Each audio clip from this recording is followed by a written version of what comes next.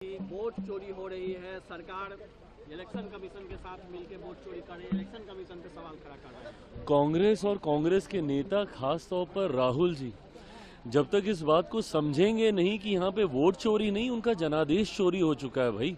उनके पास अब कोई जनाधार बचा ही नहीं है। और जब तक ये बहानेबाजी बनाते रहेंगे और ये आत्ममंथन नहीं करेंगे कि कारण क्या है कि एक के बाद एक के बाद एक के बाद ये चुनाव हार रहे हैं, अलग अलग राज्यों में चुनाव हार रहे हैं, लोकसभा के चुनाव में जनता बार बार इनको नकार रही है। कभी चौकीदार को चोर मान लेते हैं, कभी वोट को चुराने वाले सत्ता पक्ष को ये मान लेते हैं।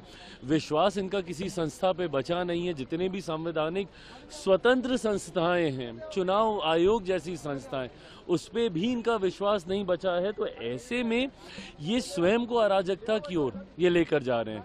राहुल जी को अब ये समझना होगा, पूरी कांग्रेस पार्टी को समझना होगा कि बात वोट चोरी की नहीं है, आपके जनाधार चोरी की है, जो अब आपके पास नहीं रहा। आज की तारीख में आपका जनाधार, जनता का विश्वास आप पूरी तरीके से खो चुके हैं। दिक्कत इसी बात की है ना कि भाई आप सवाल तो आप तुरंत उठाते हैं कि हमें यहाँ पे नहीं पूछा जाता, हमें बोलने का मौका नहीं दिया जाता, कोई अगर बड़ा राष्ट्रीय अध्यक्ष आता है तो हमें मिलने का समय उनसे नहीं दिलवाया जाता। आप अपनी जिम्मेदारियों को कितना निभा रहे हैं? जब सदन में बड़ी से बड़े विषयों को लेकर बहस होती है, चर्चा होती है, एलओपी होने के बावजूद आप सदन से आप नदारत रहते हैं। इन्हीं की पार्टी के इससे पूर्व में भी एलओपी रहे हैं जो कि पूरा समय सदन को दिया करते थे। ऐसे में सत्र के दौरान भी अगर आपके लिए विदेश यात्राएं ज्यादा महत्व रखती हैं तो अपने में दर्शाता है कि गंभीरता का अभाव, जिस पद को आप सुशोभित कर रहे हैं उसको लेकर भी आप गंभीर नहीं है। ये चिंता का विषय है।